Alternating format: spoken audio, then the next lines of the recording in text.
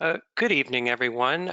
Just wanted to let you know that we're going to be getting started in just a few minutes. We just want to give folks a few more minutes to join this evening's meeting, and then we'll go ahead and get started. So we'll get started again in just a minute. Thanks.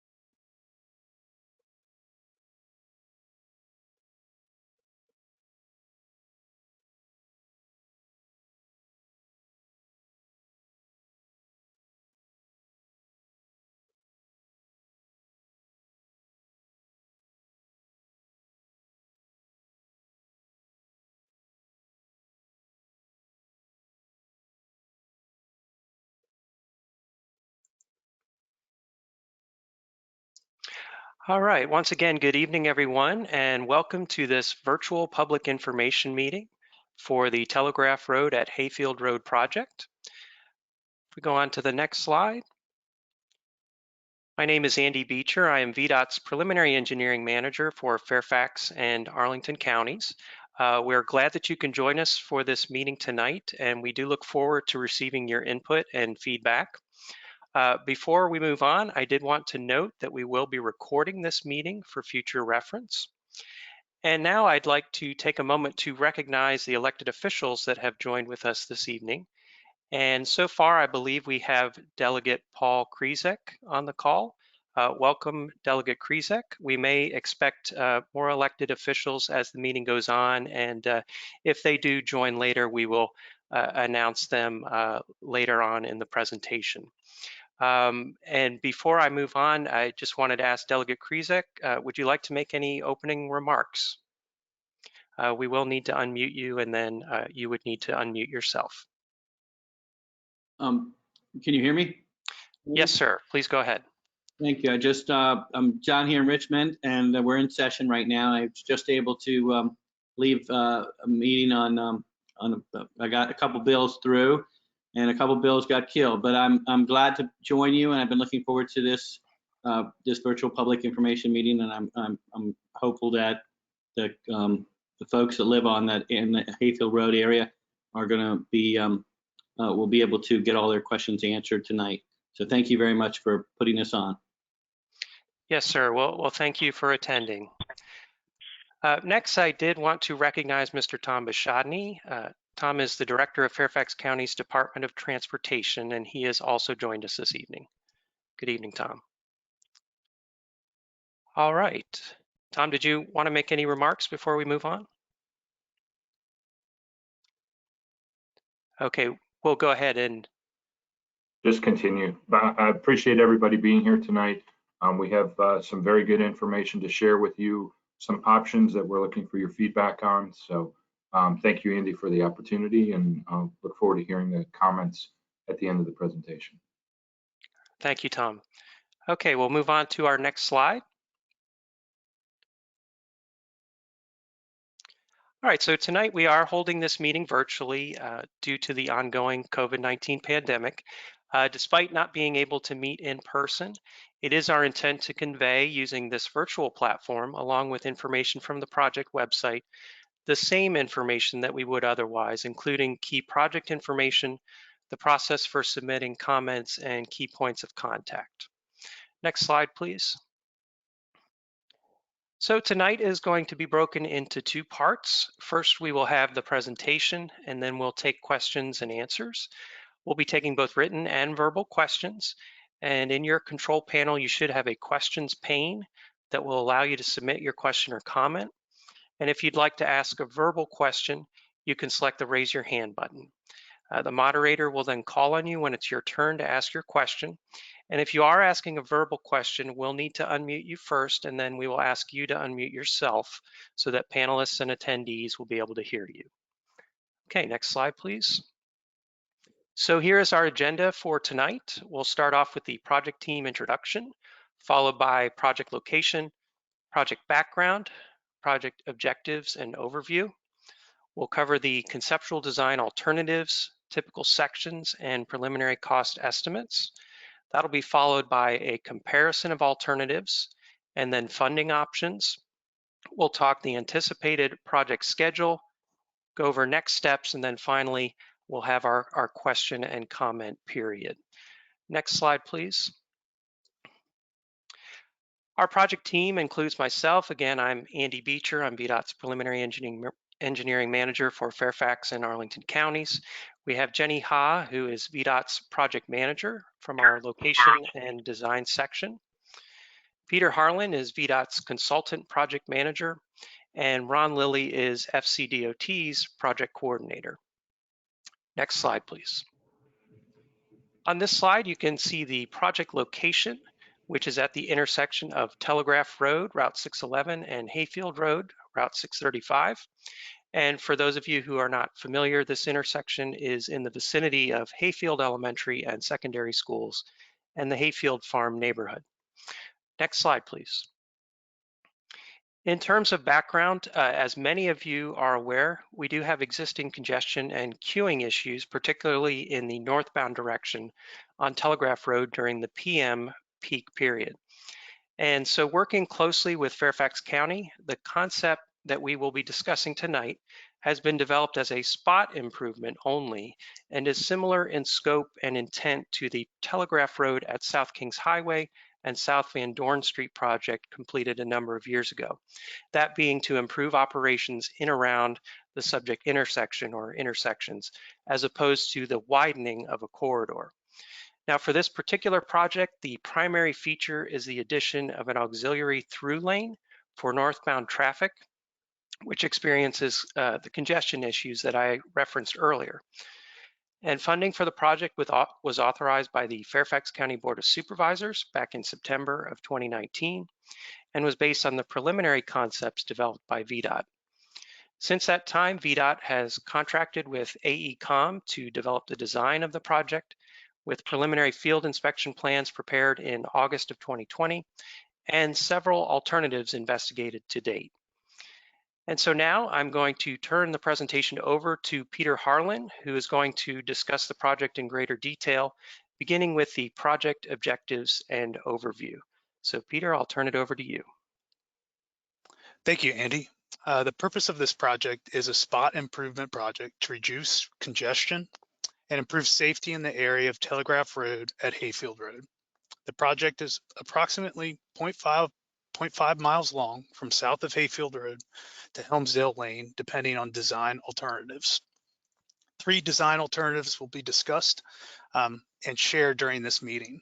A baseline concept that does not include any sidewalk improvements, a widening to the east alternative that includes an 8-foot sidewalk on the east side of Telegraph Road within the project limits, and finally a widening to the west alternative that includes sidewalk replacements on both sides of Telegraph Road within the project limits.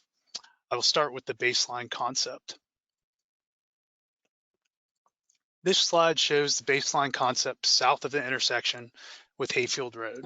This alternative begins just south of the northern entrance to the Hayfield Elementary School. Northbound Telegraph Road will be widened to the outside to provide an auxiliary through lane at the intersection with Hayfield Road. To accommodate this widening, a proposed retaining wall will be required between the proposed widening and the existing sidewalk. This retaining wall will be approximately 185 feet long.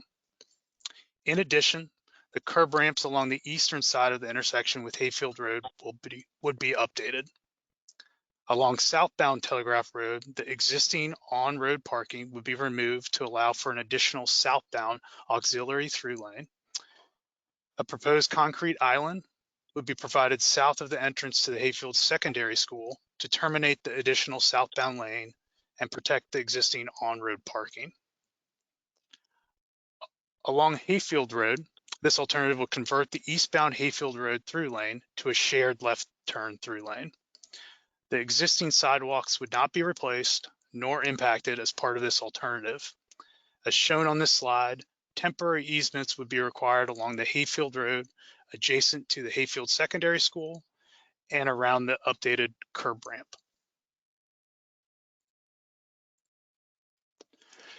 This slide shows the baseline concept north of the intersection with Hayfield Road.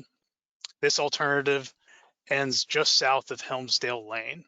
Similar to south of Hayfield Road, northbound Telegraph Road would be widened to the outside to provide the auxiliary through lane, which would continue just past the entrance to the Hayfield Center. The auxiliary through lane would then taper back into the single northbound lane. A proposed retaining wall would also be required in the section between the proposed widening and existing sidewalk. This retaining wall would be approximately 375 feet long. Similar to south of Hayfield Road, all of the existing sidewalks would not be replaced nor impacted as part of this alternative. As shown on this slide, a temporary easement would be required around the updated curb ramp. This slide identifies the proposed improvements to the intersection of Telegraph Road and Hayfield Road included in this baseline concept. There would be no change to the existing crosswalk links. New curb ramps would be installed along the east side of Telegraph Road, and the addition of no turns on red would be investigated during the signal design modifications associated with this alternative. This slide identifies the proposed pedestrian improvements and safety measures included in the baseline concept. This concept would maintain existing crossing distances, as previously stated. It would upgrade the curb ramps on the east side of Telegraph Road. It would allow for the extension of median nose to crosswalk on the east leg of Telegraph Road and Hayfield Road intersection, if possible. And finally, it does not preclude future enhancement to bicycle and pedestrian facilities. This slide identifies the coordination and impacts associated with the baseline concept on the Fairfax County Public Schools in the vicinity of the project. On the existing on-road parking along southbound Telegraph Road would be eliminated to allow an additional auxiliary through lane, which has been coordinated with school officials. A concrete island downstream of the southbound right turn lane into the Hayfield Secondary School would be added. No additional project impacts to school public school frontage or operations are anticipated. This addresses congestion issues affecting ingress and egress from schools, and flashing school zone signs along Telegraph Road would be considered, and Fairfax County's public schools shall initiate conversations related to implementing these signs. This slide shows the baseline concept typical sections for the project. The top section identifies the existing conditions through this section of Telegraph Road. While this varies slightly throughout the project limits, there is for the most part one through lane in the northbound and southbound directions along Telegraph Road. This section most closely resembles the section south of Hayfield Road.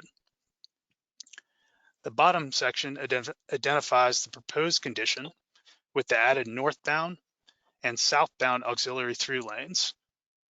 Proposed curb and gutter and guardrail will be provided along the outside of the proposed widening, and this section applies to all locations where retaining walls are not required. This next slide shows our conceptual layout for the proposed retaining wall sections for the project associated with the baseline concept. It is anticipated that these walls will be mechanically stabilized earth walls with a barrier located on top. The walls would have an approximate maximum height of 6 feet from the roadway surface to the existing ground. The face of these retaining walls would be approximately 14.5 feet from the edge of the existing sidewalk, but would vary down to a minimum of approximately 11 feet along the proposed retaining wall north of Hayfield Road.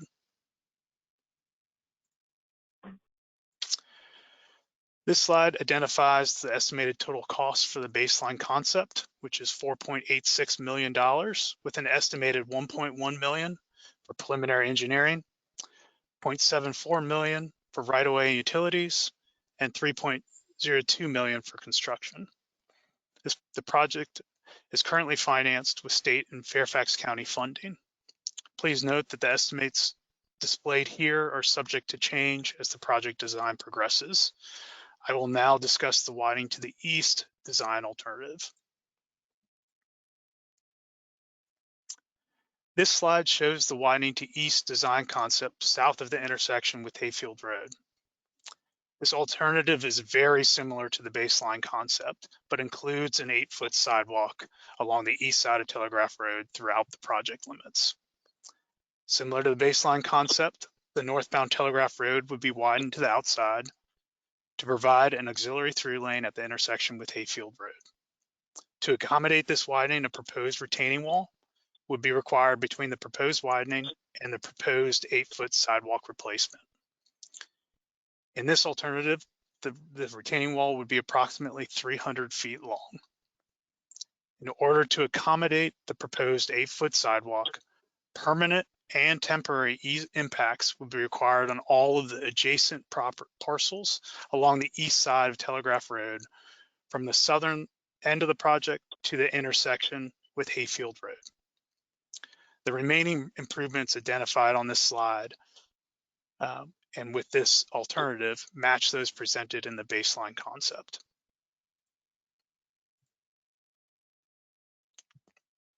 This slide shows the widening to east design concept north of the intersection with Hayfield Road.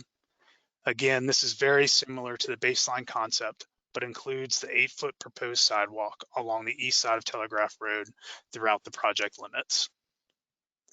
Similar to south of Hayfield Road, the northbound Telegraph Road would be widened to the outside to provide the auxiliary through lane, which would continue just past the entrance to the Hayfield Center.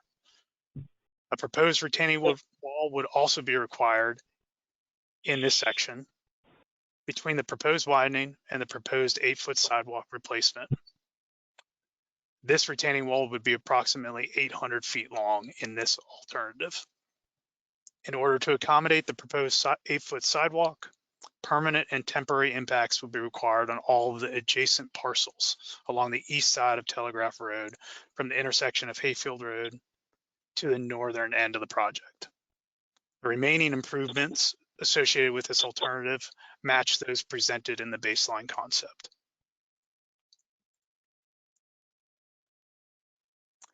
Except for replacing the existing sidewalk with an 8-foot sidewalk along the east side of Telegraph Road, the intersection improvements associated with this alternative are the same as those presented in the baseline concept.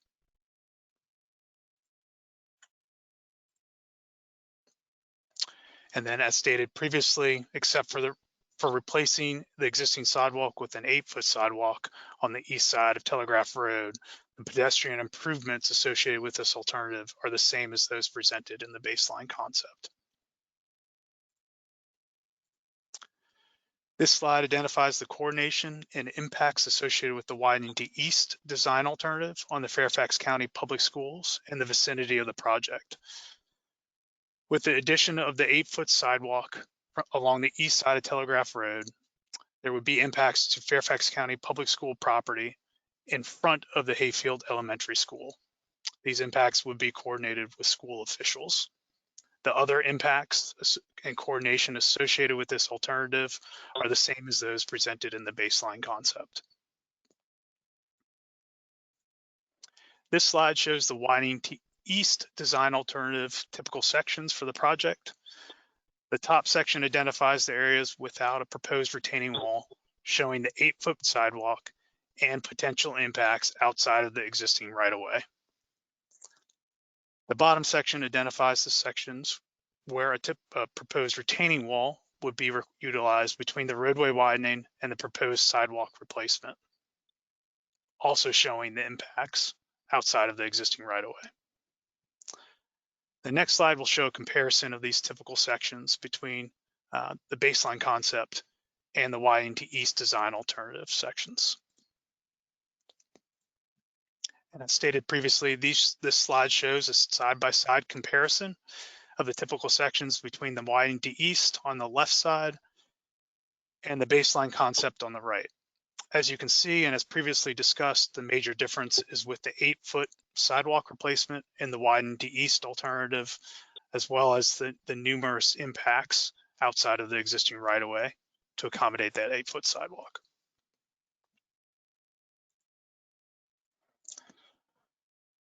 This slide identifies the right-of-way impacts associated with the widening to east design alternative. The images on the right show these impacts from this first one starting on the southern end of the project, moving up to the northern end.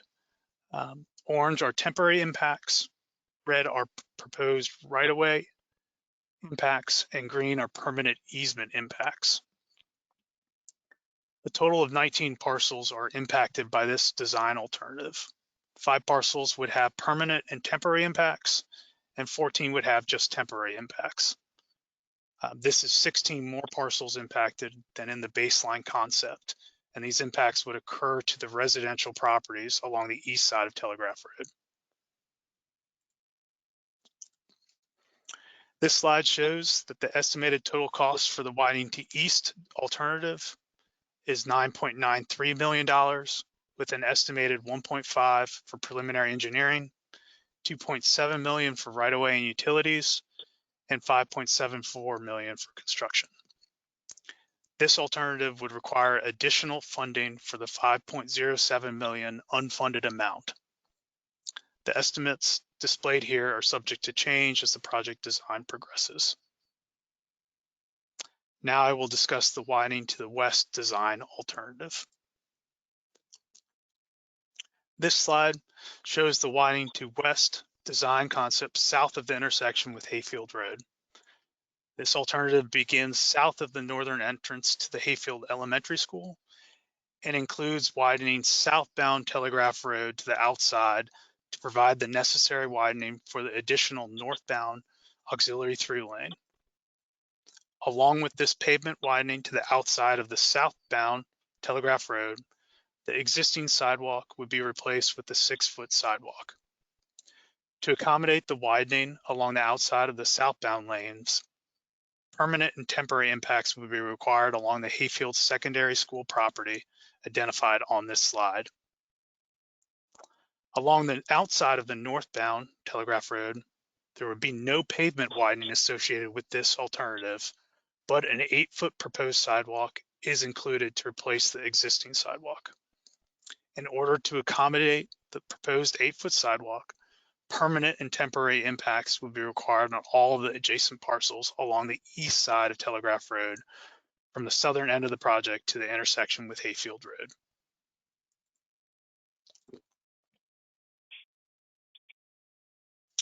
This slide shows the widening to west design concept north of the intersection with Hayfield Road. This alternative would end north of the intersection with Helmsdale Lane.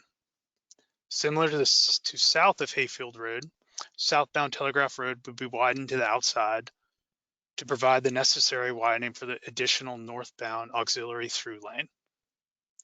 Similar in all design alternatives, the northbound auxiliary through lane would continue until just past the entrance to the Hayfield Center. Along with this pavement widening to the outside of the southbound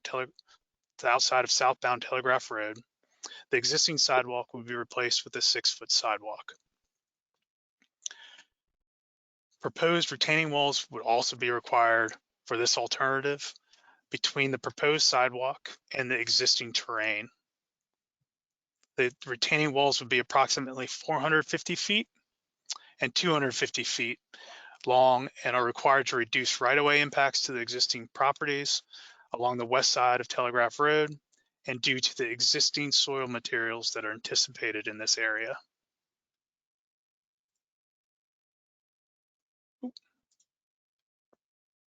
Sorry about that. To accommodate this widening along the outside of the southbound lanes, permanent and temporary impacts would be required on all of the adjacent parcels along the west side of Telegraph Road from the intersection with Hayfield Road to the northern end of the project. Along the outside of northbound Telegraph Road, Again, no pavement widening would be included in this alternative, but an 8-foot proposed sidewalk is included to replace the existing sidewalk. And then similar to south of Hayfield Road, to accommodate the proposed 8-foot sidewalk, permanent and temporary impacts would be required on all the adjacent properties along the east side of Telegraph Road from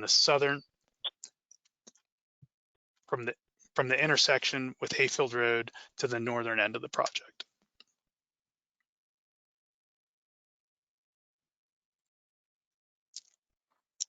This slide identifies the proposed improvements to the intersection of Telegraph Road and Hayfield Road included in the widening to west design alternative. As part of this design alternative, the crosswalk links across Telegraph Road and Hayfield Road would be reduced as part of this alternative. This image on the right shows the changes in the proposed and existing crosswalk links. In addition, with this design alternative, new upgraded curb ramps would be provided for each direction of the intersection. In addition, updated signal and pedestrian poles would be provided. And then lastly, similar to the other design alternatives, the addition of no turns on red would be investigated during the signal design modifications associated with this alternative. This slide identifies the proposed pedestrian improvements and safety measures included in the widening to west design alternative. This alternative reduces the existing crossing distances for each crosswalk.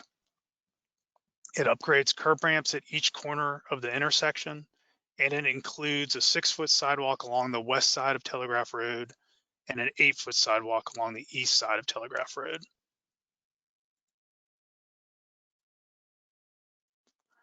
This slide identifies the coordination and impacts associated with the widening to west design alternative on the Fairfax County Public Schools in the vicinity of the project. This alternative includes impacts to the Hayfield Secondary School frontage due to the widening to the outside of the southbound Telegraph Road lanes, and then similar to the widening to the east design with the addition of the 8-foot sidewalk along the east side of Telegraph Road, there would be impacts to the Fairfax County Public School property in front of the Hayfield Elementary School. These impacts would be coordinated with school officials. The other impacts and coordination items associated with this alternative are the same as those presented in the baseline concept. This slide shows the widening to west design alternative typical sections for the project. The top section identifies the areas without a proposed retaining wall, showing the proposed pavement widening and 6-foot sidewalk along the west side of Telegraph Road and potential impacts outside of the existing right-of-way. In addition, the section also shows the proposed 8-foot sidewalk along the east side of Telegraph Road, along with the potential impacts outside of the existing right-of-way. The bottom section identifies the sections where a proposed retaining wall would be utilized between the proposed sidewalk and the existing terrain on the west side of Telegraph Road. In addition, this section also shows the proposed 8-foot sidewalk along the east side of Telegraph Road, along with the potential impacts outside of the existing right-of-way. The next slide will show a comparison of these with the baseline concept. This slide shows a side-by-side comparison of the typical sections between the widening to west on the left and the baseline concept on the right.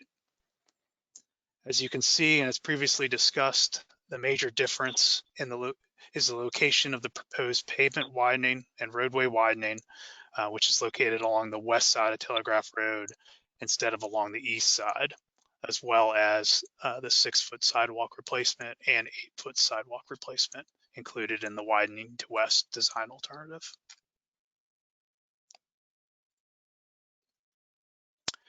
This slide identifies the right-of-way impacts associated with the widening to west design alternative. Again, the images on the right show these impacts. This top images starts on the southern end of the project, moving down, you move farther to the north of end of the project. Again, orange are temporary impacts, red are permanent right-of-way impacts, and green are permanent easement impacts. A total of 21 parcels are impacted by this design alternative. 1 parcel would have permanent impacts, 7 parcels would have permanent and temporary impacts, and 13 would have just temporary impacts. This is 18 more parcels impacted than in the baseline concept. These impacts would occur on both sides of Telegraph Road. This slide shows the estimated total cost for the widening to west design alternative of $14.77 million, with an estimated $1.6 million for preliminary engineering, $6.76 million for right-of-way and utilities, and $6.41 million for construction. This alternative would require additional funding for the $9.91 million unfunded amount. The estimates displayed here are subject to change as the project design progresses. I will now discuss a comparison of the alternatives starting with the estimated project costs. This slide summarizes the estimated total costs for each design alternative. As previously indicated, the baseline cost concept has an estimated total cost of $4.86 million. And as you move to the right, to the widening to east and then to the widening to west design alternatives, the costs for each item go up from the baseline concept, including significant increases in right-of-way, utility relocations, and construction costs. This slide provides a table recapping some of the key items associated with each design alternative and providing a rating for some items ranging from good in green to poor in red. The baseline concept, starting on the left side of the table, has the lowest total cost of $4.86 million and is fully funded. Only temporary impacts are anticipated to 3 parcels by this design alternative, which is the lowest of all 3. The utility impacts associated with this alternative are also the lowest of all 3. It is estimated that this alternative could begin construction in fall of 2024, which is the earliest of all 3, but provides no sidewalk or pedestrian improvements. Moving to the widening to east alternative, has a total cost of $9.93 million, which falls in the middle of the 3 design alternatives and would require additional funding. A total of 19 parcels are impacted by this alternative, with 5 parcels having permanent and temporary impacts and 14 others having just temporary impacts. Pending additional funding, the begin construction timeframe is to be determined, but potentially by 2029. And then lastly, this alternative includes an 8-foot sidewalk replacement along the east side of Telegraph Road. So it's identified as fair in this ranking. Then lastly, the widening to west design alternative has a total cost of $14.77 million, which is the highest of all 3 alternatives and would require additional funding. A total of 21 parcels are impacted by this design alternative, 1 parcel having just permanent impacts, 7 parcels having permanent and temporary impacts, and 13 having just temporary impacts. Also, the utility impacts associated with this alternative are the highest of all 3.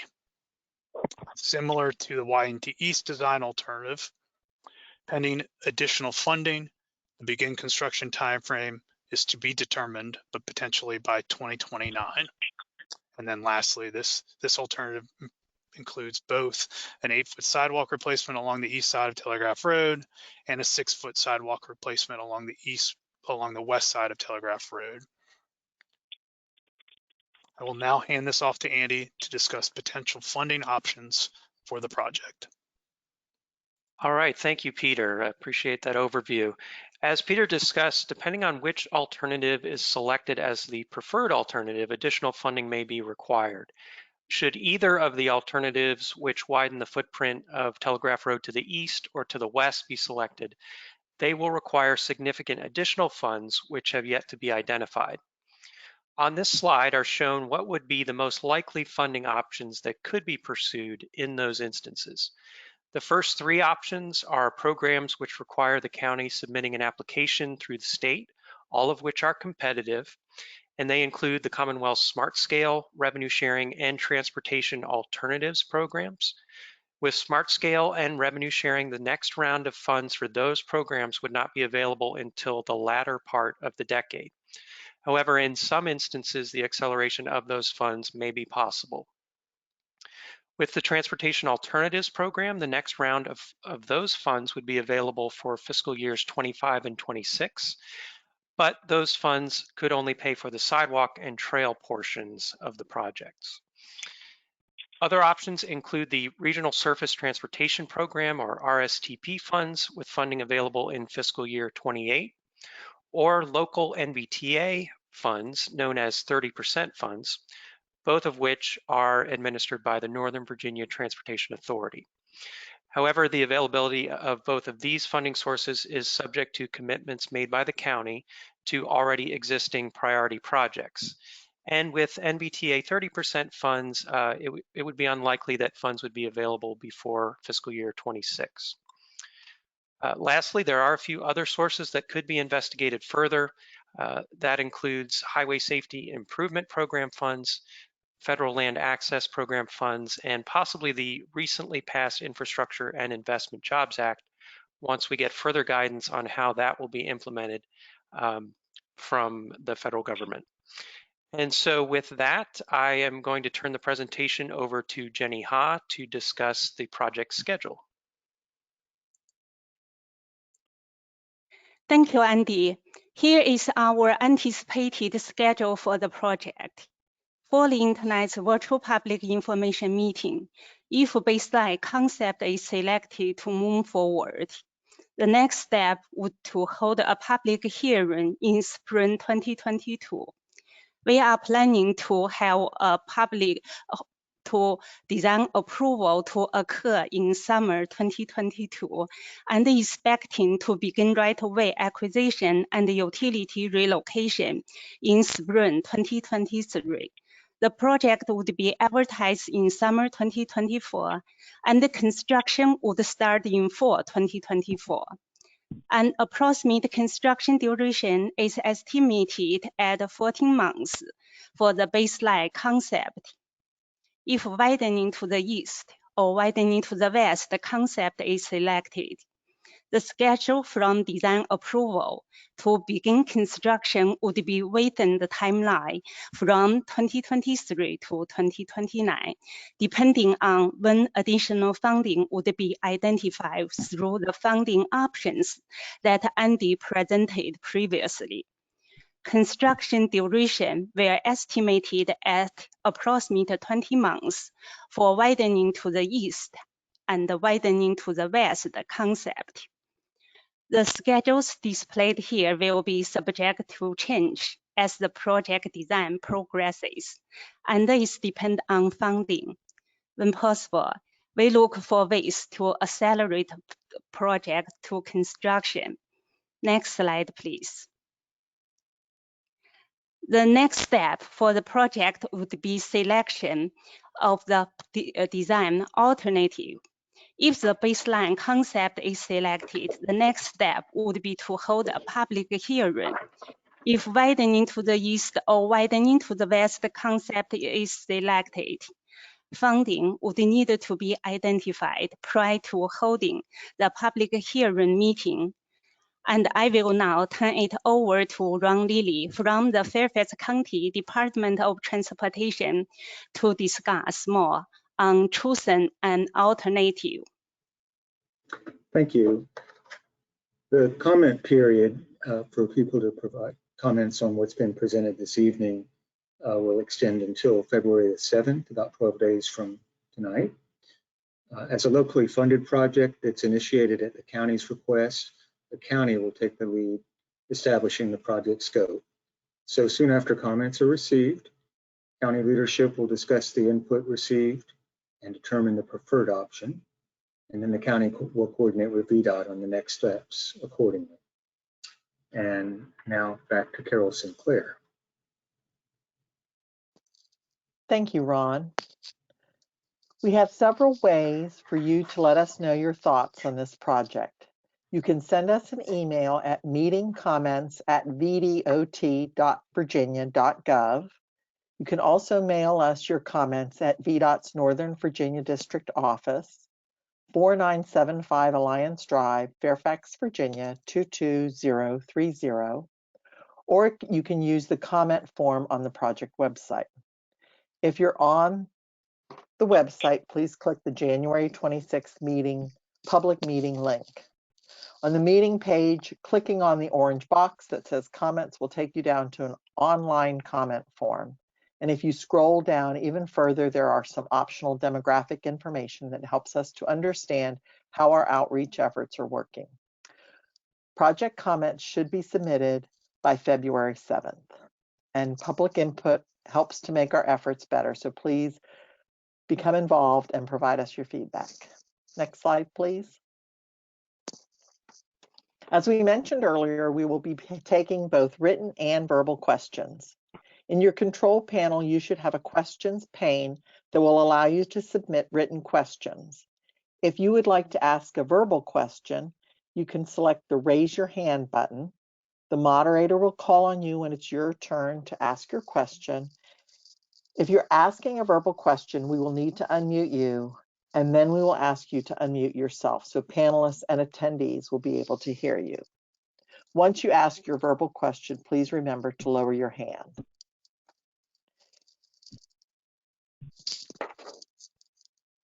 So at this time, before we start our Q&A portion of our meeting, I do see that Supervisor Lusk has joined us. Supervisor Lusk, if you would like to make a few comments, please unmute yourself, and then we will also unmute you so that you can be heard. Okay, can you hear me? Yes. Okay, I'll just say I appreciate the opportunity to hear the updates here this evening and appreciate those who are part of this webinar, and look forward to hearing the questions and also getting additional feedback in terms of suggestions on how we might proceed. So I think, again, this is an opportunity for us to hear from the residents and to get a better and clearer picture of their thoughts on how we should proceed. So again, I want to thank the staff for the work that they've done, both with the Department of Transportation at the state as well as with Fairfax County. So thank you very much. Thank you, Supervisor Lusk. Okay, now on to our Q&A portion. Our plan for tonight is that we're going to start off with some of the written questions we've received in the written question box in the order that they were received. We'll also provide an opportunity for participants to ask verbal questions. For those who ask verbal questions, please keep your questions succinct to allow for more questions to be asked. We also request that participants ask no more than 3 questions each so that everybody can ask a question. At the end, if we have additional time, you can add additional questions in. If participants are calling in using a phone, you are in listen-only mode and are not able to ask a verbal question. However, you can submit questions via email, regular mail, or by calling the project manager, as described earlier in the presentation. So, Peter, our first question comes from Larry, who asks, why does the widening not extend south to where Telegraph Road is currently 4 lanes? Also, why not go north to the Ghost Guard station, right lanes only? Okay, thank you, Larry, for the question tonight. I just want to guess on this project, this is specifically a spot improvement project, and it's not part of a corridor-wide improvement project. So I'll leave it at that and pass it back to Andy if you'd like to elaborate on that response. That's right. Thank you, Peter. I mean, the spirit that this was developed in was to develop a spot improvement project, which is relatively low cost. And as you can see with the baseline concept, that is the case. You know, in working with our elected officials and staff from Fairfax County, we did also investigate these other options. And as you can see, as we add additional scope to the project, the costs can go up dramatically. Which does make it harder to obtain funding. But again, this true spirit of the project was to develop a spot improvement at a relatively low cost. Thank you, Andy and Peter. Our next question comes from Matt, who asks, what are plans for bike lane and pedestrian crossing enhancements, please? Okay, thank you, Matt. So as we presented, some of these design alternatives that we've provided tonight do have some pedestrian improvements with the sidewalk improvements along the east and west sides of Telegraph Road. There are no plans included for on-road bike lanes. And we have identified a few improvements to the pedestrian crossings at the intersection of Telegraph Road and Hayfield Road. And I'll pass it off to Heidi or Michael if they want to elaborate on that discussion.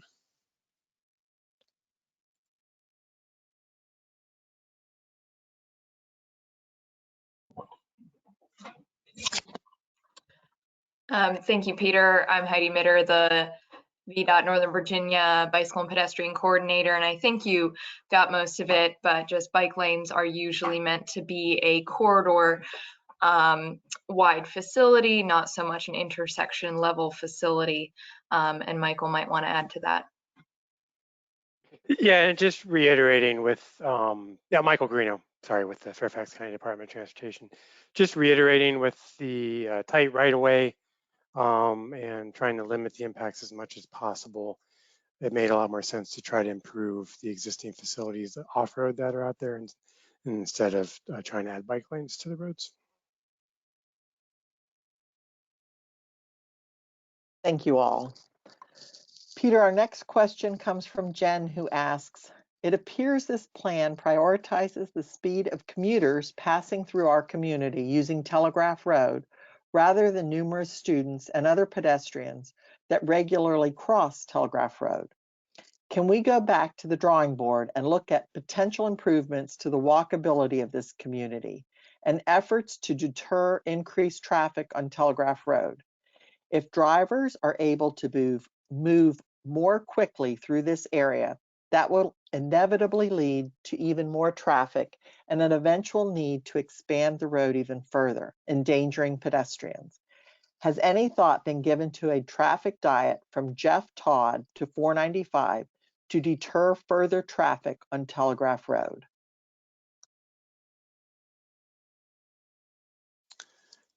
Thank you, Jen, for the question tonight. I will speak firstly about this project specifically and the design alternatives that we provided.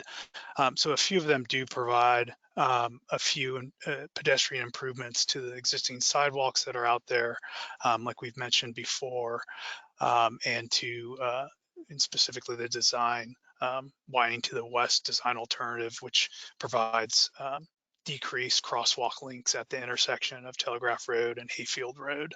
But I will pass that off to Heidi or Andy to elaborate on any of the other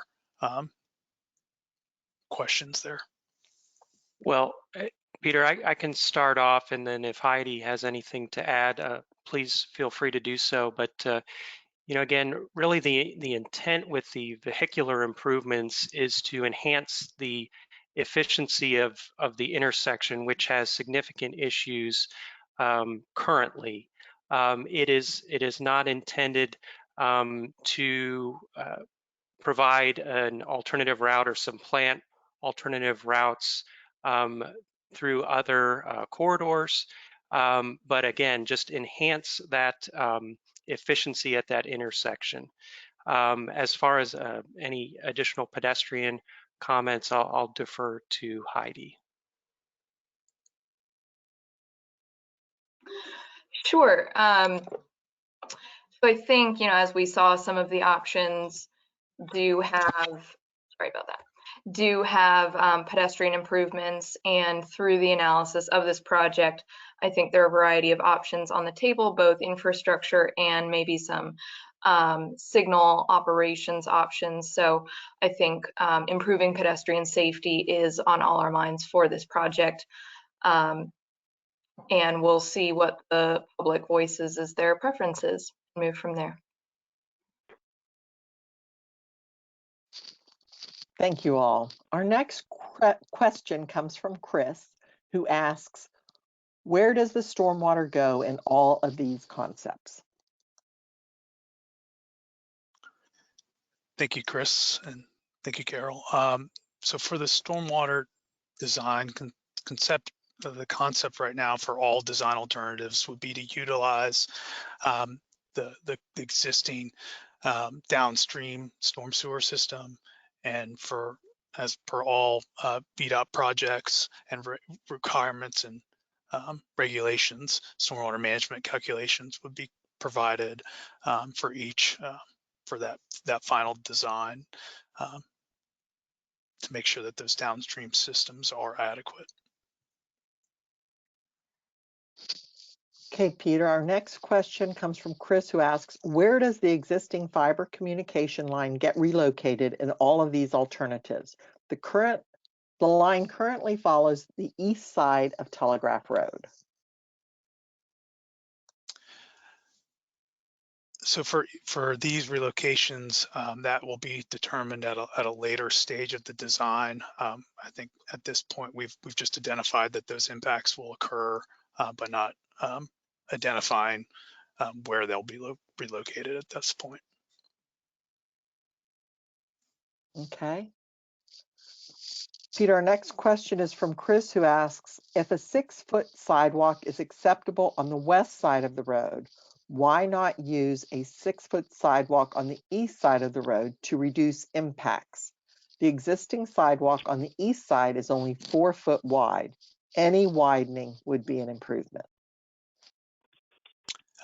Thank you for that comment, Chris. And I agree that any widening that can be provided is certainly a benefit. And we did look at a potentially different widths for those sidewalks along the east side. And I'll pass this remaining question off to Michael with Fairfax County. Hi, thanks, Peter. I'll just go over, there's some questions coming up just about 8 foot versus 6 foot and why 6 on one, 8 on the other. So I'll try to see if I can tackle all of those with this answer, hopefully. So what we're doing is we want the 8 foot on one side of the road because that'll really provide a more adequate bicycle facility and allow room for bicyclists and pedestrians to move and in both directions. And then for the other side of the road, we went with a 6 foot sidewalk. Again, not trying to limit the impacts that we can, but instead of just having a 4 or 5 foot sidewalk, we wanted to go with 6 feet just because with the schools and the shopping center in the area, we do expect more pedestrian and bicycle traffic. And then if there is, say, one of the kids in the neighborhood going to and from the school or the shopping center that is riding their bicycle on the sidewalk, it gives them more room to pass either another bicycle or a pedestrian on foot. And so that is basically how we came up with the recommendations to go 8 foot on one side and then 6 foot on the other. Thanks, Michael. Just for the record, Maureen submitted a question, which I think, Michael, you just answered, and she asked, why is the sidewalk on the east side of Telegraph Road proposed as 8 foot and the opposite side 6 foot? So I think you addressed that, Maureen. If you have another question or a follow-up, just type it in the questions box. Peter, our next question is from Tammy, still on sidewalks. She says, what is the benefit of an 8 foot sidewalk? Does it reduce the distance to cross the road in both the widening to the east and widening to the west alternatives, or just widening to the west? Thank you for the question, Tammy. In in general, I think Michael answered the question about the benefit of the 8-foot sidewalk along the east side. But to answer the question about reducing the distance to cross the road, obviously with the crossing distances that we've identified and the widening to west design alternative and the way the curb ramps are being replaced and where that widening will occur, there's the ability to reduce those crossing distances in that one alternative, but they are being maintained in their existing distances in the other two design alternatives. Thanks, Peter. The next question comes from Stephen, who wants to know, is there detailed drawings available that demonstrate the impact to properties on the east side of Telegraph Road? If so, how do I get a copy of these drawings? So I have the right-of-way impacts up on the screen tied to the widening to the east design alternative, which highlight those potential impacts to those properties along the east side of Telegraph Road. So again, just to kind of reiterate and walk through, we show some permanent easement impacts and temporary impacts along the school property that transitions into mostly temporary impacts along the residential properties, but some proposed permanent right-of-way right at this interface with the school property, and then at the curb ramps and at the intersection improvements where we have, again, proposed right-of-way impacts that then continue into additional temporary impacts along these residential properties to the north. And again, these right-of-way impacts associated with this widened east design are very similar to those associated with the widening to west design along the east side of Telegraph Road. But if there are any specifics, we can try to zoom in and look at any if you have any further questions. Thank you, Peter. Our next question comes from Larry. It was a follow-up from his first question. He states, understand above, out of scope, why 8-foot chosen for east side and 6-foot for west?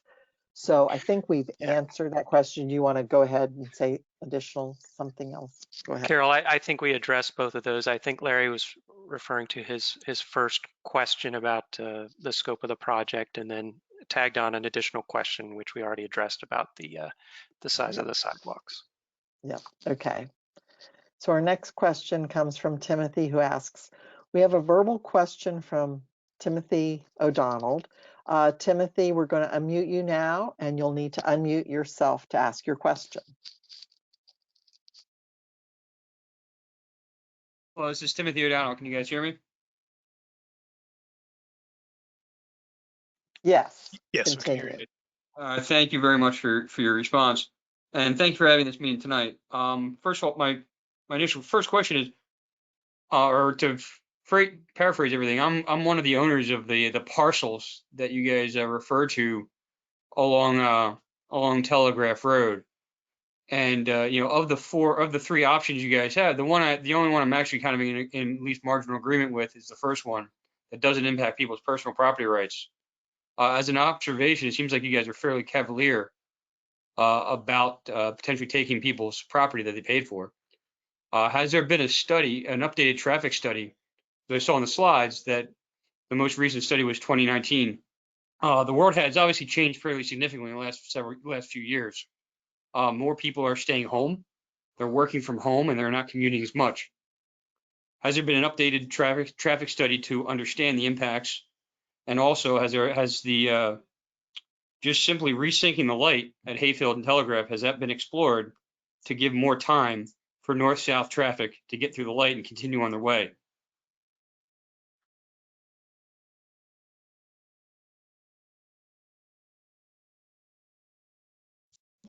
Okay. Well, thank you, Tim, for your question tonight. Appreciate the input. So I think the goal, obviously, with these three alternatives were to provide different levels of improvements, certainly with the pedestrian improvements to help minimize right-of-way impacts to properties within this project limits, and different alternatives. And that was the rationale to kind of walk through each of these and present them in different fashions. So understand your concerns related to those impacts on these adjacent properties. And I will pass this off to Heidi to elaborate on the traffic model.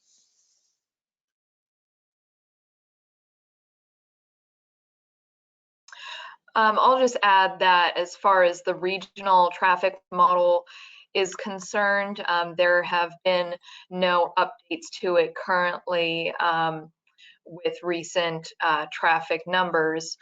Additionally, traffic levels in the region have often been very near or around pre-pandemic traffic levels.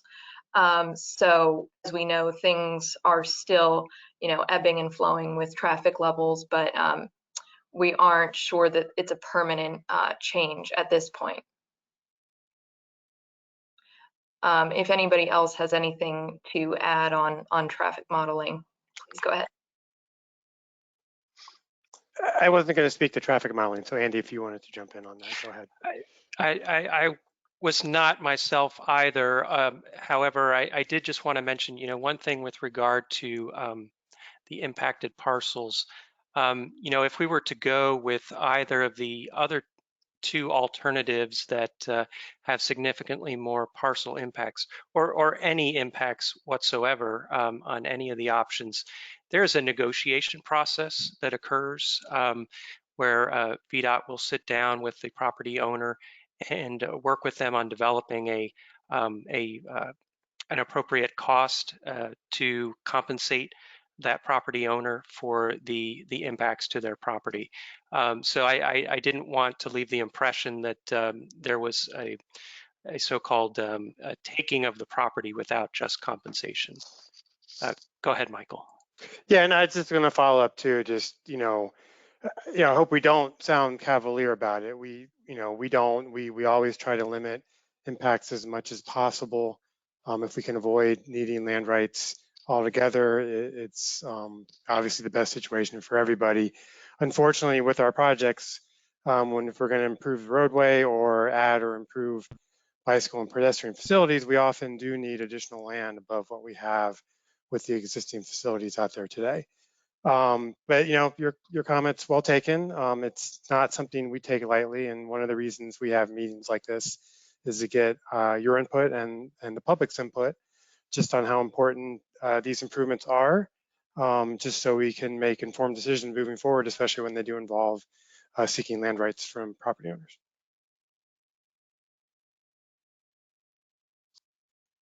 Thank you all. Our next question is from Ruben. I believe this question has been answered. He asks, why is an 8-foot sidewalk proposed for the east side? So if he would like to ask a follow-up question, please type that in. Peter, our next question comes from Cheryl, who asks, what are the right-of-way acquisitions for the baseline option? What properties are going to be impacted by acquisition? Okay, thank you for your comment. I do have the baseline concept south of Hayfield Road slide shown, and we do show some temporary impacts around the property, right around the proposed updated curb ramps that we have along the east side of Telegraph Road. So we have one on the south side of the intersection, and I'll go to the north side here on the next slide. But then we also have some potential temporary impacts along the improvements along Hayfield Road along the Fairfax County Hayfield Secondary School property. And so I'll go to the next slide. And then similar to south of Hayfield Road, we have the temporary easement impacts around this updated curb ramp, but no impacts along Telegraph Road north of the intersection or south of the intersection. Thank you, Peter. Our next question is a verbal question from James Barlow. James, we're going to unmute you now, and you will also need to unmute yourself to ask your question. Excellent. Hi, this is Jim Barlow. My question is really based on the notion of, I would argue, creating a secondary traffic corridor to help as Fort Belvoir area grows and more homes are being built, kind of urban sprawl type thinking. My concern, my assertion would be that the traffic congestion is actually masking greater threats to pedestrians. And as much as you've had in each of the options, what happens to our pedestrians improving things? I think my concern would be, and a question coming here, that we'll actually see greater threats. They won't be masked any longer. We'll have a greater chance for somebody's kid to get killed out there on the roadway. My question is, with your stated goal of improving pedestrian safety and the likelihood speeds will increase, can we do more to think about something along the lines of a traffic circle, adding a curvature or something like that that will force natural calming?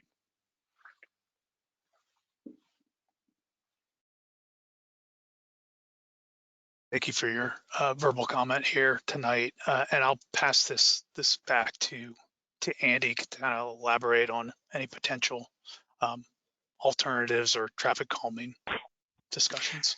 Sure. Thank you, Peter, and appreciate that comment.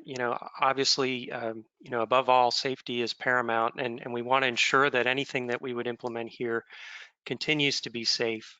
I think a couple of the ways, and I'll ask others to weigh in as necessary if Heidi has any input, but a couple of the ways that we're looking at improving things, as you saw with some of the alternatives, we're actually either keeping the crossing distance the same or reducing it for folks. So that will help. We are also going to be keeping the existing or adding to the school flashing signs to ensure that it is still well indicated that this is a school zone. There are children in the area, and that we're maximizing the precautions available. But Heidi, please feel free to add anything that I missed. Sure. I would say overall that this is a start in the discussion about this intersection and the areas around it. The VDOT and the county are listening to the comments here tonight, and that we'll receive over time. So as Andy said, there are several proposals, but there might be things that get suggested or thought of over time throughout the design process that could be added to enhance pedestrian and bicyclist safety. And I see that Tom Ashadny would like to speak as well. Sure, and I wanted to address the question about the roundabout. That is a possibility to look at a roundabout, but typically roundabouts require additional right-of-way. And one of the things that we are trying to do here is trying to limit the impacts on adjacent properties. And so adding a roundabout at this intersection most likely would require additional properties from the four corners. And so that was one of the reasons that you don't see that as one of the options that's presented tonight. But it is something that we can take back and spend a little more time on and see if there's any possibilities there.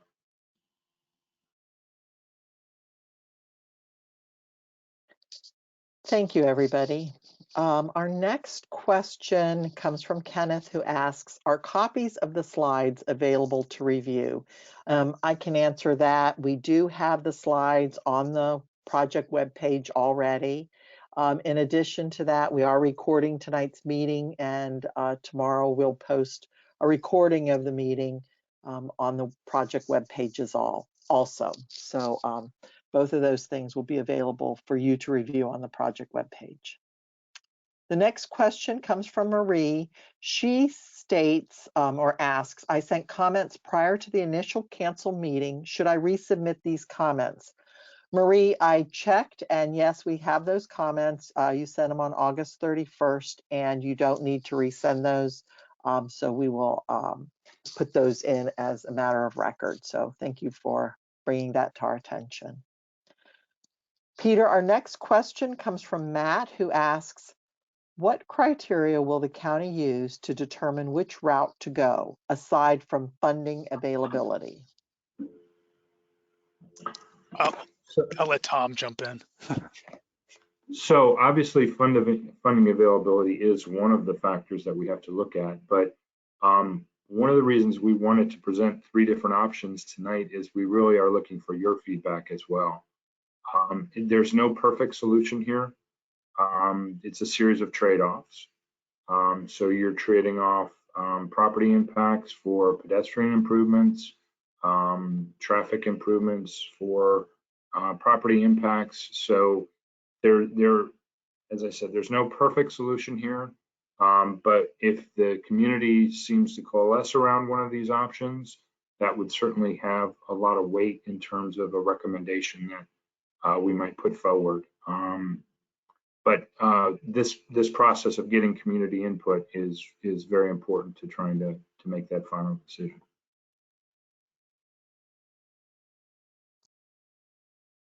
Thank you, Tom. Peter, our next question comes from Donald, who asks, please identify the specific parcels that will be impacted by all 3 designs. So the 3 parcels that get impacted by all 3, as we walk through on this baseline concept, this is the limited, the least of all, which are just these temporary easements around the corner properties at the intersection along the east side of Telegraph Road, at the intersection of Hayfield Road and Telegraph Road, and then a temporary easement along Hayfield Road along the Hayfield Secondary School property. So those 3 parcels are impacted by all 3 design alternatives. And obviously, as we've indicated, the widening to the east has the impacts along the east side of Telegraph Road, and then the widening to the west incorporates the additional impacts along the west side of Telegraph Road as well.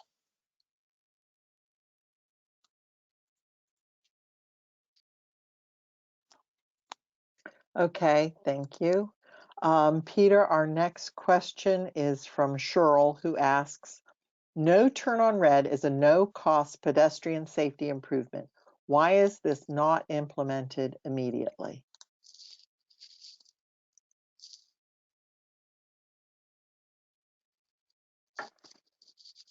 Thank you for that comment, and I will pass that off to Gil if he would like to elaborate on that from a traffic engineering standpoint.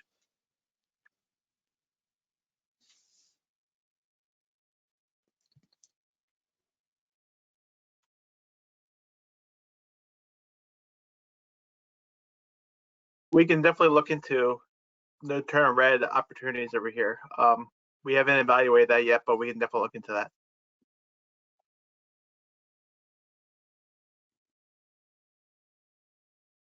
Thanks, Gil. Okay, our next question comes from Stephen, who asks, what speed control measures will be put into place?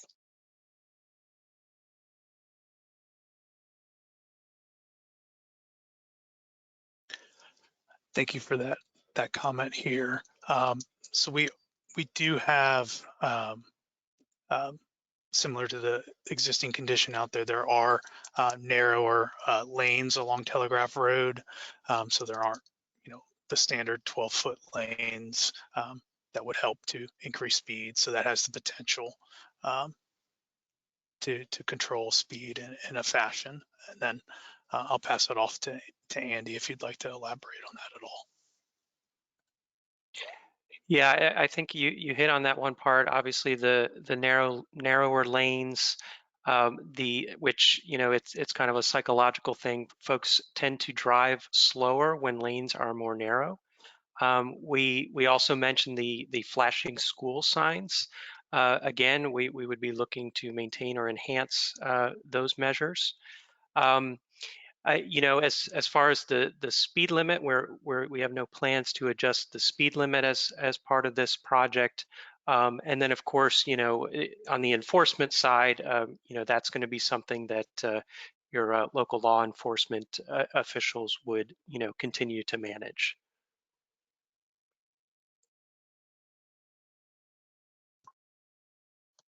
Okay, thank you all.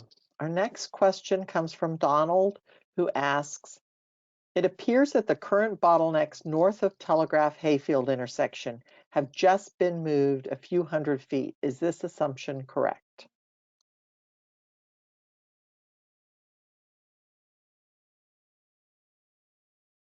Well, in this project, again, it's a spot improvement to improve the operation through this intersection of Hayfield and Telegraph Road, and improving that as a spot improvement for this area. And then I'll pass it off to Andy if you want to elaborate on that in any way. Yeah, and again, the spirit of this project, again, as a spot improvement, recognizing that there were some inefficiencies in that intersection, which were causing bottlenecks in a longer portion of the corridor. And the hope with this project as a spot improvement is to, by again, sort of regaining some of that efficiency at the intersection, to sort of unlock a larger portion of the corridor, and that's the motivation behind it. Thank you all. Our next question is from Purvis, who asks, regarding Hayfield Elementary School, I have a question concerning the widening of Telegraph Road and/or the sidewalk areas. What impact will it have on the portion of the roadway in front of the school that will take away from the kiss and ride line for the school? Often cars stack up on Telegraph Road awaiting to enter the school.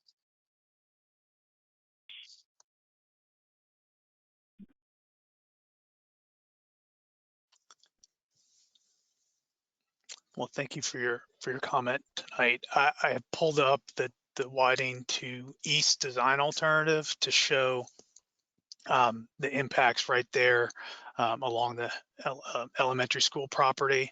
And in this design alternative, the only impacts are associated with the new proposed sidewalk improvements on that location, where we've identified some easements just north of that existing entrance to the school property.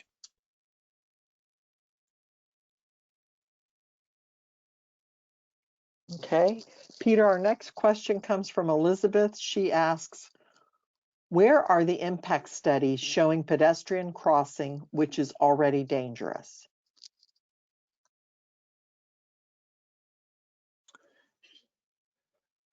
I'm going to pass this question off to Heidi, or if Michael from the county would like to weigh in on that response.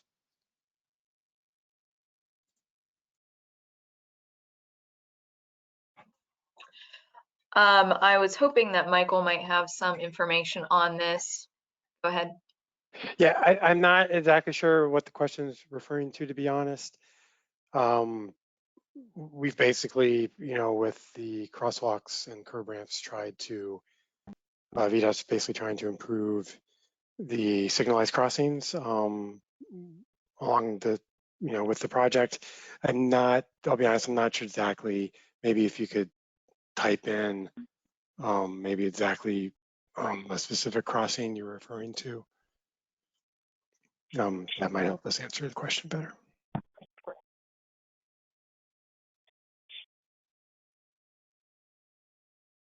Okay, our next question comes from Lucy.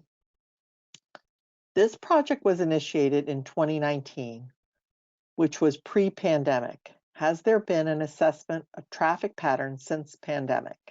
Much of the traffic initiates from Fort Belvoir, and DOD has embraced alternative work arrangements and may not return to the same level of in-office work, and thus may not return to the same levels.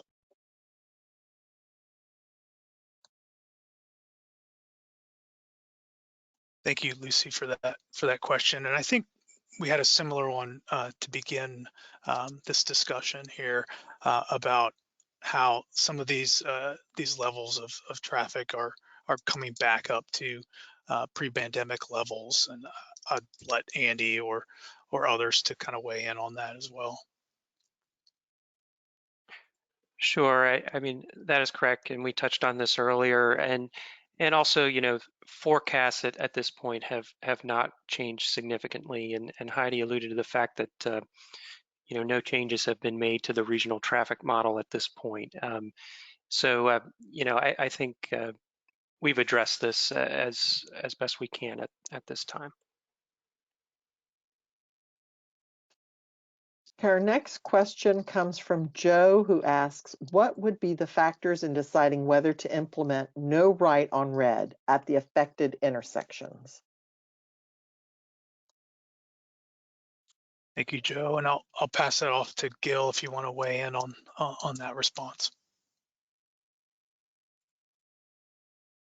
Sure. In general, we look at both safety and operations. So when there's an internal red, then it affects operations because now the cars that are at a red light cannot turn right anymore on red when they have a gap, so it makes it less efficient. But there's often a safety advantage to the turn red for pedestrians and for vehicles too. We generally do see crashes reduced slightly, so it's a trade-off between safety and operations, and we take that into consideration. There are a few contexts where actually no turn red can actually make safety a little bit worse, but you know, it really depends on the situation. But in general, in many cases, the no turn red will help with safety a little bit, and it'll hurt operations a little bit, and we just got to evaluate the pros and cons of each one of them and make a decision on that. If we're just talking about just you know, crashes that are very minor crashes, then you know that's always taken into account versus a crash that might be more severe. And we're very concerned about the severity of crashes too. So injury crashes and crashes that might lead to fatalities are more consideration than just a crash that would be just a property damage or a fender bender kind of crash. So all these things are taken into account to determining whether we're pulling in or not. Thank you. The next question asks, why is an 8-foot wide sidewalk on the east side included in the other options? What is wrong with the current sidewalk? I think we addressed that previously in discussing the sidewalks. Do you have anything else to add, Peter? Sorry, I was waiting for that to pop back up. I'll let Tom if he wants to weigh in. Well, I wanted to jump in on the part about what's wrong with the current sidewalk. And the current sidewalk is 4 foot, which doesn't meet Americans with Disabilities standards. Current standards basically is a minimum 5-foot sidewalk so that people can pass going in opposite directions. So the question was, well, if you're going to go out here and do an improvement at this intersection, should you be looking at upgrading the existing substandard sidewalk? And so that's why you have option 1 and option 2 from off the baseline. Was if we're out here making improvements, we wanted to present some options that did address the substandard sidewalk, basically.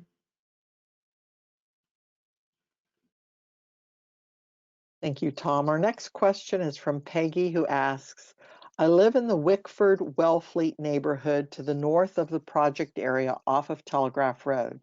We currently have significant wait times when turning left out of the neighborhood from either Dunsmore Road or Wickford Drive onto Telegraph Road southbound.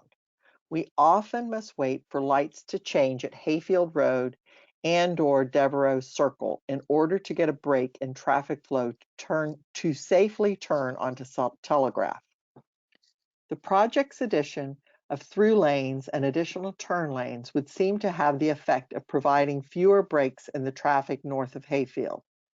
How have the project's impacts to traffic been studied for ingress and egress to neighborhoods on Telegraph Road, north of Hayfield Road, up to Devereaux Circle?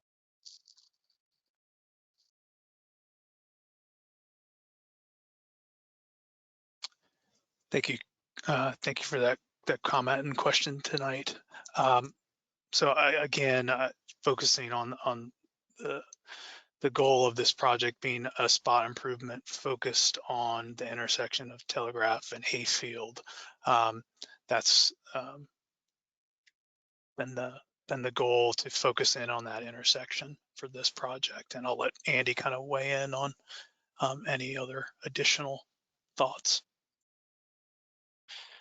Yeah, and I think, you know, the area that she is speaking of is to the north of this project, where it is back to one lane. So, you know, again, it would be a similar situation to today. It would not be, you know, this project would not be directly impacting that specific entrance.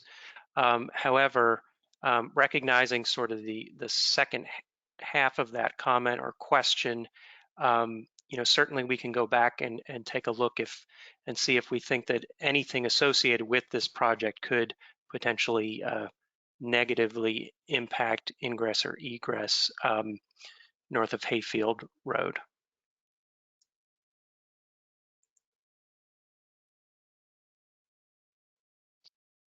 Okay, and Peggy has a second question, Peter, that asks, what improvements could be included in this project to reduce the current and future wait times and improve safety for ingress egress onto Telegraph Road for the affected neighborhoods between Hayfield Road and Devereaux Circle? And Carol, that's what I was speaking to. I was just going to say, I think Andy addressed that second question. So thank you. Okay. Our next question comes from Tyler, who asks, what is the existing level of service and 3 proposed level of service for this intersection?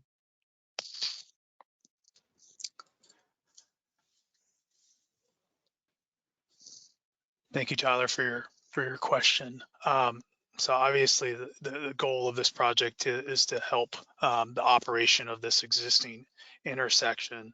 I would have to go back to look at those existing and identify what level of service is there in the analysis that we did. I don't know it off the top of my head, but that's what we could certainly look back and determine that. Okay, Elizabeth asks, how were impact studies done during 2020 when there were no pedestrians going to school and many were working from home?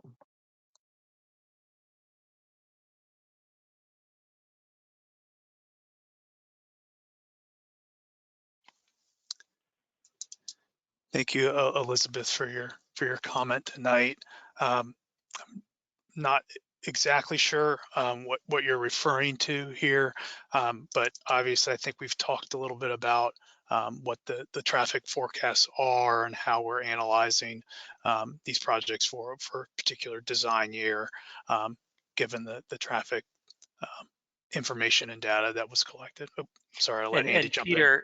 I think she may be referring specifically to the traffic analysis, and correct me if I'm wrong, but I presume the data was collected prior to the pandemic.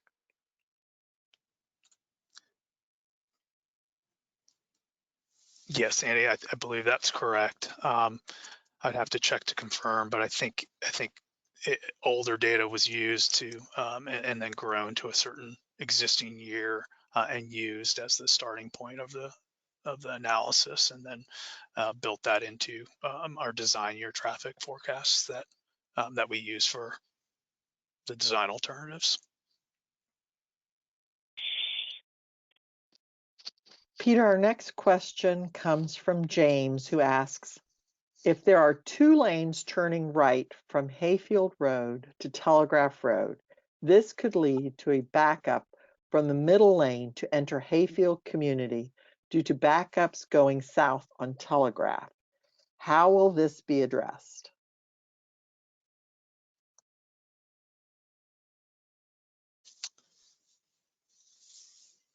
Thank you, James. So I think we're referring to the changes to the eastbound approach along Hayfield Road as part of these design alternatives. And maybe this wasn't clear, but the middle lane will become a left and through lane. So it won't be a right turn lane onto southbound Telegraph Road. So hopefully that alleviates the concern that you have, but feel free to provide an additional question if that doesn't answer you sufficiently.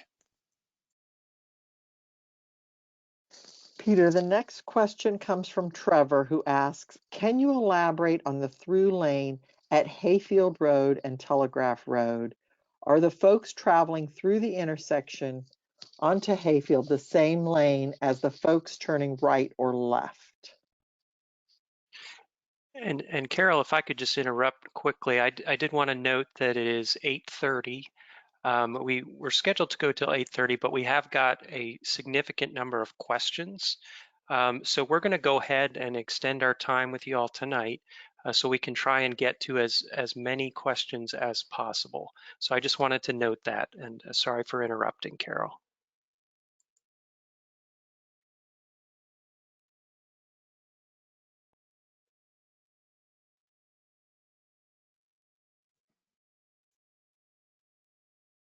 Yeah, let me just repeat that last question.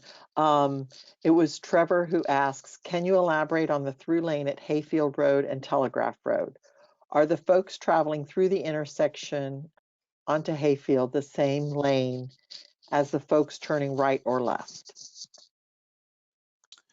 So that center lane in that eastbound approach, sorry about that. In that center lane of that eastbound approach to the intersection along Hayfield Road, we've suggested it changing to a shared left turn and through lane. So there'll be 2 left turn lanes at that intersection going northbound from that eastbound approach along Hayfield Road. Okay, Peter, our next question comes from Elizabeth, who makes a statement. Travelers on Telegraph Road already do not respect the crosswalks in place. Without lights indicating a stop is required, additional police presence will be necessary in a permanent manner.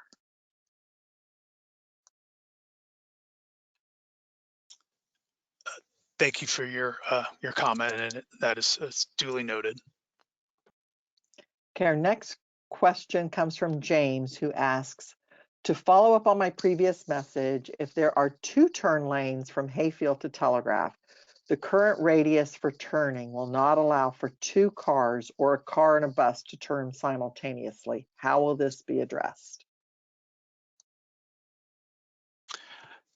Thank you, James, for your comment. And obviously, this is still will still be investigated to understand the dual turning movements to northbound Telegraph Road from that eastbound direction.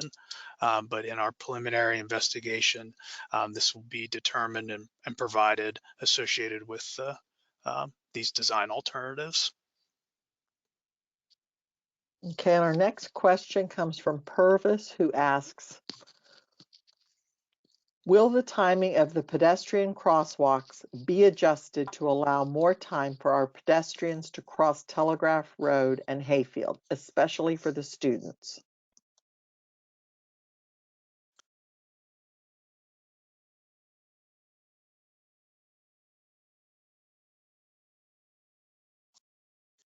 And I think that's something that can be investigated, and I'll let Gil weigh in if he wants to elaborate on that response.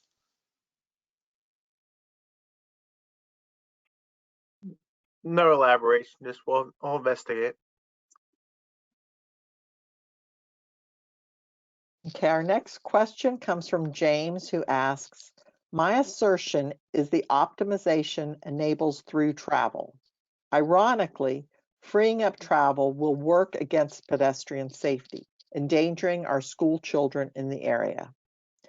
As is, some through travelers accelerate dangerously to pass on the right and run lights, etc., which is minimized currently by the traffic congestion. Has thought been given to traffic calming, for example, a traffic circle, road curvature, or something to naturally drive calming.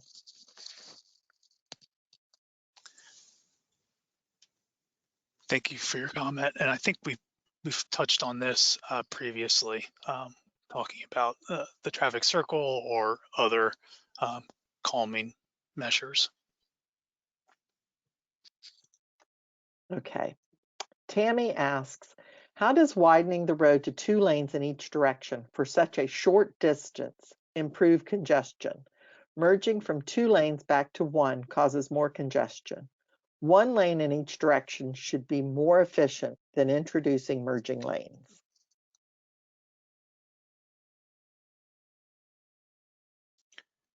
Thank you for that comment. And so obviously going back to this being a spot improvement project, looking specifically at the operation of this intersection, without providing what we've identified as an auxiliary through lane in both the northbound and southbound directions. It does improve the ability for those movements in the northbound and southbound to operate more efficiently with those additional lanes at that intersection.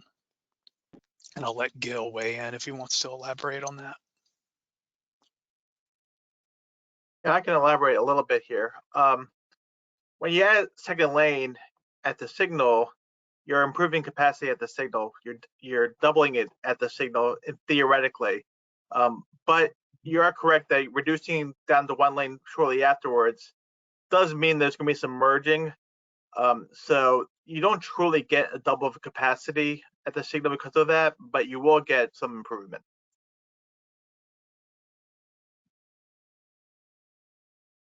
Thank you. We now have a verbal question from Duff Weir. Duff, we're going to unmute you now, and you will also need to unmute yourself to ask your question. Thank you for your time tonight. My first question is what's the baseline year for the cost estimates, and have they been adjusted for inflation for the expected years that we think the additional options will be funded in for a realistic price estimate in those years?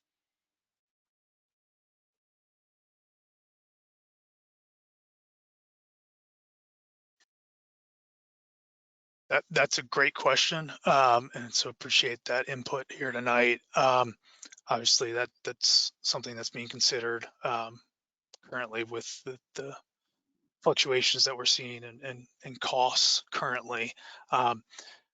Obviously, with the few options that are with the widening to west and widening to east design alternatives where additional funding will be required,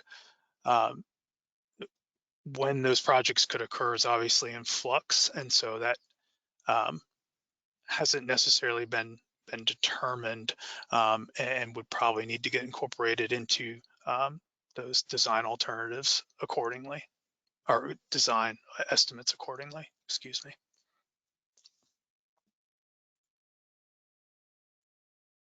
Okay, our next question comes from Timothy, who asks, has there been a study considering the utility in simply adjusting the timing of the traffic light at Hayfield and Telegraph Road to allow traffic to flow more freely for a longer period of time to alleviate congestion issues and also avoid taking property from the owners of the parcels you refer to? This way, you are not taking from people's personal property.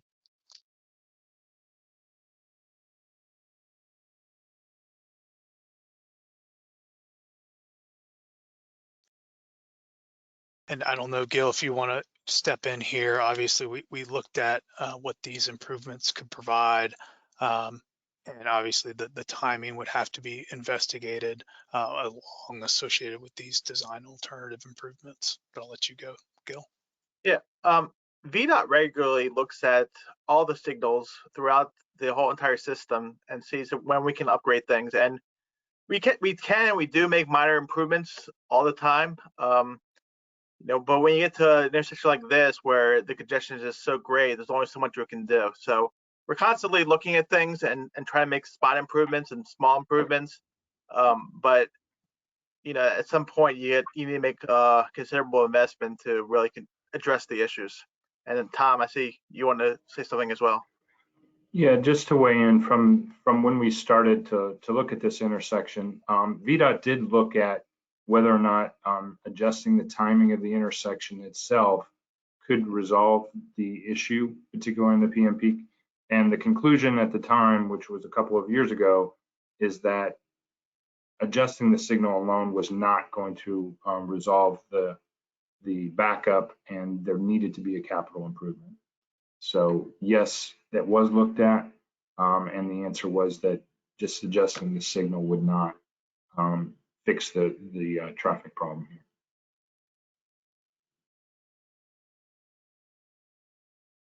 Thank you all. Our next question comes from Elizabeth, who asks, why was there no plan to only impact the Hayfield secondary side of the road and not have any permanent impacts on the residential side at all? I'll start that off, and then I'll pass that over to Andy and Fairfax County. Obviously, the widening to west design alternative has pushed the extensive impacts to that west side associated with the proposed roadway widening on that side. But we did want to include that 8-foot proposed sidewalk along the east side as well, which incorporated some of those additional obviously the additional impacts along the east side of Telegraph Road, but I'll let Tom jump in from there. Yeah, and just to follow up on that, I think we do have options that do affect both sides of the roadway. And when you get north of Hayfield Road, there's a shopping center there as well. And so we were trying to balance the impacts on residential property with the impacts on the shopping center. And not trying to disadvantage either side of the road unduly, so that kind of sharing the impacts, so to speak, rather than to try and put all the impacts on one side or the other side. And obviously the baseline option has the fewest impacts on both sides of the road.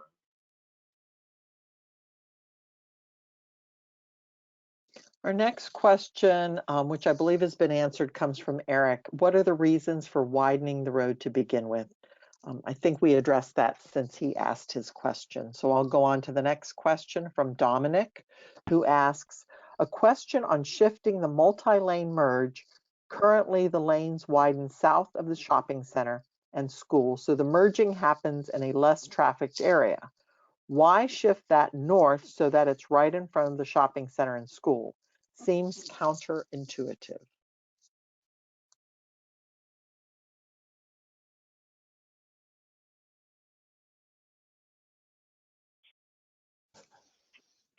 So I'll try to answer that. I'm a little confused, so if I don't provide an adequate response, please provide an additional question and we'll follow up. So obviously these design alternatives, the widening to the west does incorporate a shift in the roadway to the west side of Telegraph Road to shift those improvements. So that does create a shift at the southern end and at the northern end of the project. I'll go to the next slide here. But if you're mentioning the northbound auxiliary through lane, the location of that is consistent through all of these design alternatives, where it will continue an adequate distance north of the Hayfield Road intersection and then taper back to that existing or that northbound through lane.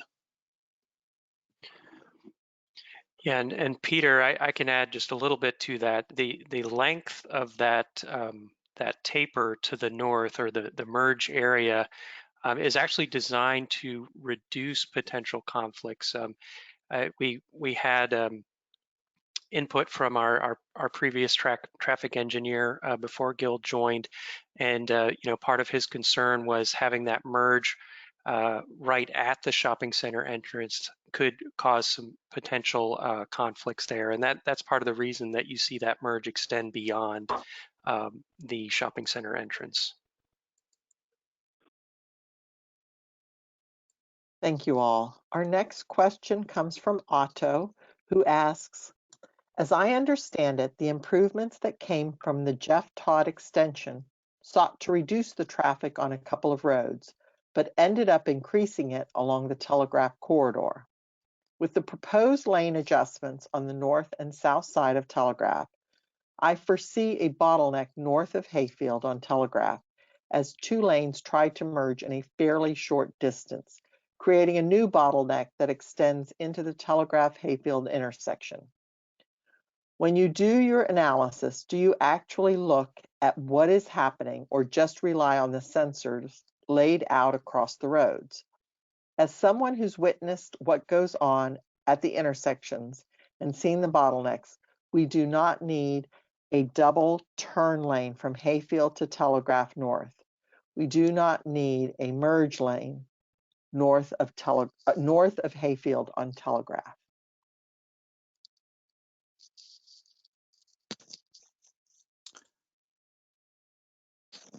Thank you for your comment out of tonight.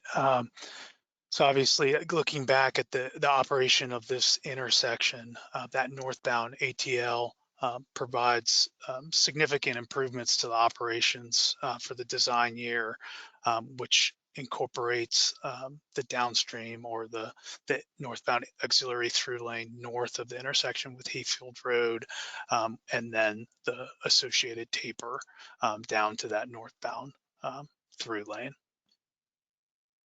And Andy, if you want to elaborate on those improvements.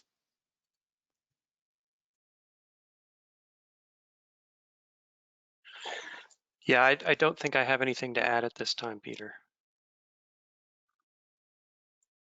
Okay, thank you. We have a verbal question from Marcus Lee. Marcus, we're going to unmute you now, and you'll also need to unmute yourself to ask your question. Thank you. Good evening. Can you hear me? Yes. Yes, we can hear you. Excellent. Thank you. And thank you all. I know it's a late evening here. I appreciate your time.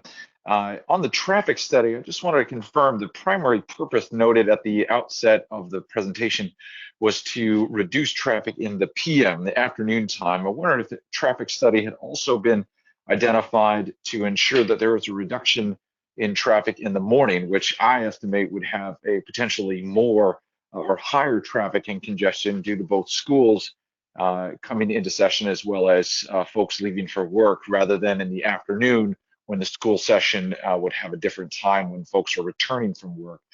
And so to add on to that as a comment from some of the other comments as well, and I also want to give great thanks to our elected officials who have joined us this evening, if they're still available or still on the call, to show the importance of this issue. And I would note that we would still look to expanding the opportunity for conducting other reviews for other spot issues that could occur along the entire corridor. I know the focus is here on this one spot, but I would implore you to look at this for a potential expanding into a greater corridor-wide review. And with that also, I know that with the funding issue, I'd implore our elected officials to really dig into and really find ways to accelerate this, expedite and expand other opportunities for funding, so that we don't have a situation where my second grader really gets to see the benefit of this when she graduates from high school.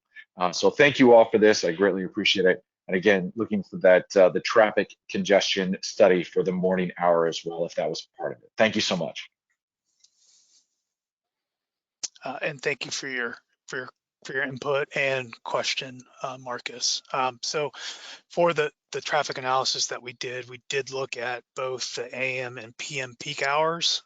So we did look at both of those in our analysis of this intersection associated with this project and the improvements that we've shown. Peter, the next question comes from Ruben, who asks, how far from the existing fence line do the right-of-ways extend in the properties?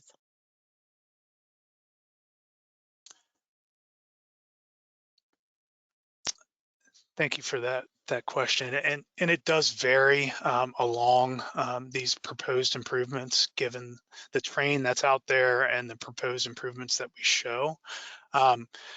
if there are specific questions on specific locations, we certainly can look into providing distances and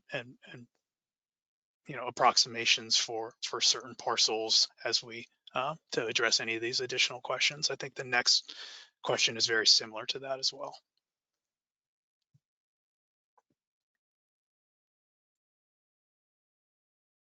Yeah, Maureen asks, how far onto the Hayfield Farm properties do each of these design impacts? For instance, 3 feet, 10 feet, something else. So I think you've just answered that question by saying it varies, correct? Yeah, yes, it varies, and certainly we can look at specific locations and give people approximations if we get a follow-up, but Okay, the next question comes from Tyler, who asks, I am concerned about the auto-centric nature of this project, especially being adjacent to a community hub, school. Studies have repeatedly shown lane widening simply adds traffic, causing a vicious cycle requiring yet more lanes. All these lanes and traffic degrade pedestrian safety and experience. Has there been any considerations to pedestrian improvements such as pedestrian overpass, mid-block crossings, shorter crossing distances, or better signal timing?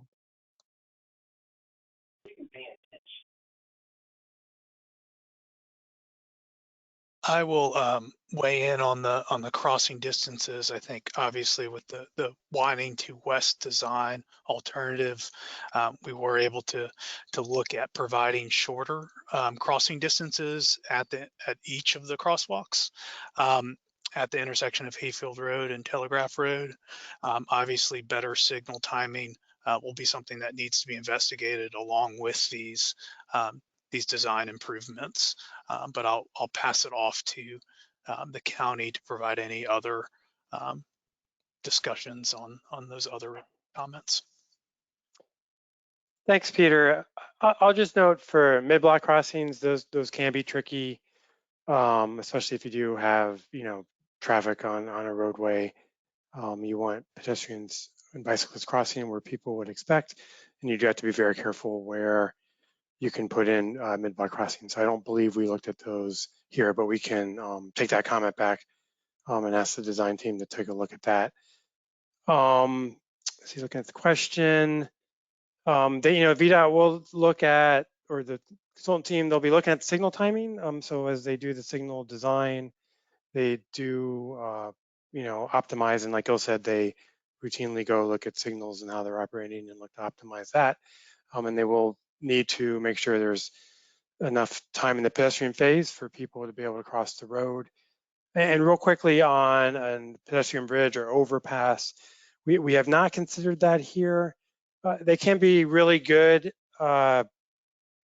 facility in the right spot. You do need it to be where you do have a lot of people crossing and it's not going to be out of their way. Otherwise, they tend sometimes not to get a lot of use. They are expensive. You can easily spend $10 or more million on a fairly simple pedestrian bridge over a roadway like this. You will need land where the bridge landings are.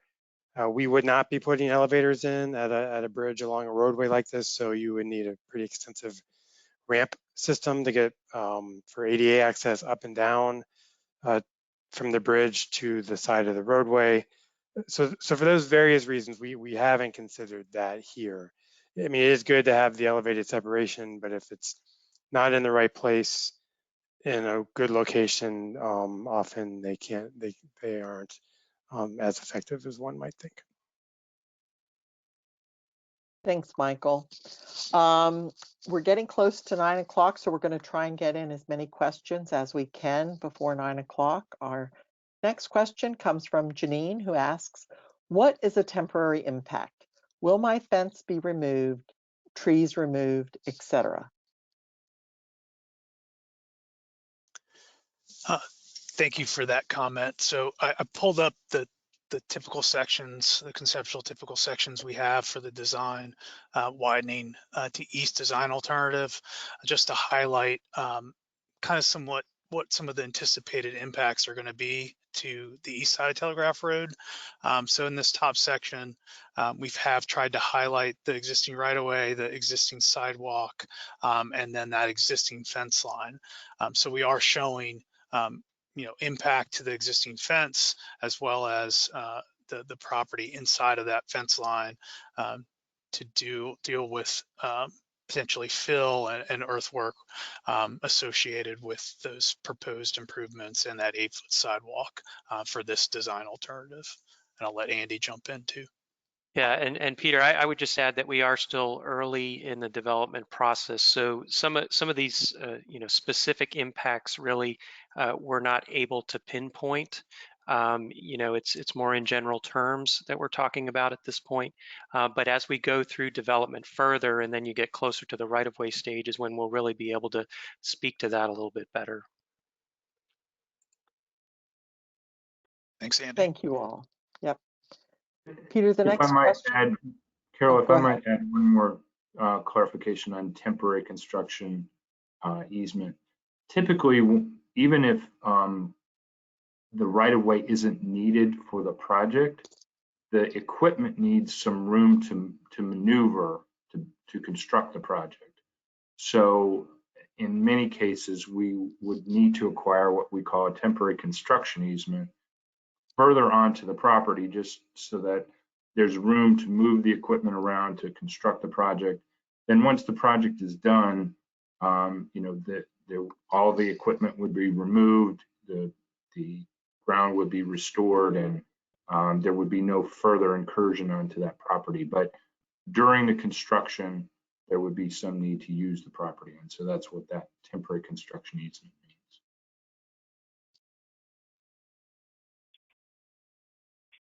Thanks. Our next question comes from Lucy, who says, median was added to limit traffic to one lane at the crosswalk on the south side of Hayfield Secondary because a student was hit by a vehicle. This project certainly does not help with pedestrian safety at Hayfield and Telegraph intersection. The multiple lanes at this intersection are already an issue, and adding more lanes to at this intersection will make it even more difficult for students to cross. Also, the elementary school students are told not to walk on that road. Most of the elementary school walkers cut through the neighborhood. So the 8-foot sidewalk on the east side has minimal impact, as most of the secondary school students will stay on the west side and cross at the intersection. My kids will be graduated by the time this happens, but there have been countless stories of scary experiences at this intersection trying to cross the multiple lanes.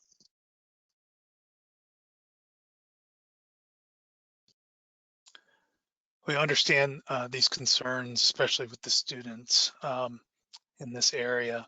To highlight the baseline concept, and with the widening to the east design concept, the crossing distance across Telegraph Road and Hayfield Road would be maintained in their existing length. And the design alternative widening to the west would improve those crossing distances in this improvement.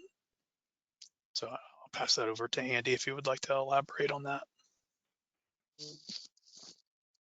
Thank you, Peter. I think you hit on some of what we discussed earlier about the crossing distances, some of the other features of the project that we're looking to maintain or enhance, such as the flashing school signs. And then Heidi mentioned some other considerations that we can make as we move forward. So we'll be looking at all of that as we move forward. And again, safety is absolutely paramount, especially as we consider the nature of the adjacent schools. So thank you, Carol, Andy. Yeah, I think unfortunately we're going to have to wrap up at this time. I know there are a number of questions that we were not able to get to, but we will follow up and provide responses to those questions and get those back out so that folks know that they were heard and that we've responded to their questions.